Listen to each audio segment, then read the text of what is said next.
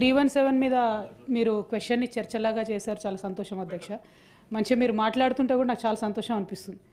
ఆనాడు తెలంగాణ రాష్ట్రం ఏర్పడ్డ తర్వాత చిన్న జిల్లాలు చేసుకొని జిల్లాలో అత్యంత పేదరికంలో ఉన్న వాళ్ళందరినీ కూడా బాగు చేసుకోవాలనే సదుద్దేశంతో చిన్న జిల్లాలు చేసుకున్నాం అధ్యక్ష.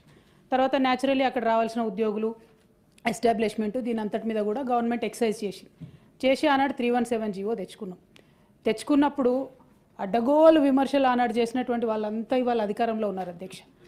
ఇంక్లూడింగ్ ప్రొఫెసర్ కోదండరామ్ సార్ ఇప్పుడే మాట్లాడుతూ నాకు ఎంత సంతోషమైందంటే నిజానికి 317 జీవో చాలా తక్కువ స్థాయిలో ఎఫెక్ట్ చేసింది, 2-3 జిల్లాల్లోనే ఎఫెక్ట్ అయిందని అన్నారు. కానీ ఆనాడేమో అట్లా మాట్లాడలేదు. యావత్ తెలంగాణలో ప్రతి ఒక్కరు బాధపడుతున్నారు అన్నట్టు మాట్లాడారు.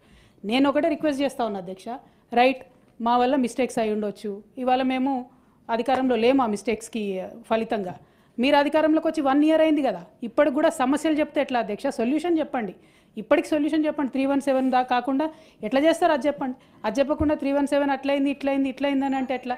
మేము రిక్వెస్ట్ చేసేది ఒకటే అధ్యక్ష, ఎస్ కొంతమంది ఉపాధ్యాయులకు ఇబ్బంది జరిగింది, కానీ చారిత్రాత్మకంగా జరిగేటటువంటి కొన్ని నిర్ణయాలు, విధానపరమైనటువంటి నిర్ణయాలు మీరు 31 జిల్లాలు ఏర్పాటు చేసుకుంటే 31 జిల్లాల కేంద్రంగా కాకపోతే జీవోలు పాత జిల్లాల పరంగా ఎట్లా చేస్తాం సార్? మన కేంద్ర ప్రభుత్వం నుంచి సింక్రనైజేషన్ ఎట్లా అవుతుంది? అంటే తమ సీనియర్ సభ్యులు సార్, నేను మిమ్మల్ని పర్సనల్గా తప్పు పట్టాలన్నది నా ఉద్దేశం కాదు.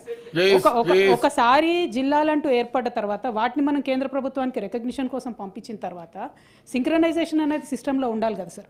So solution has to be found in that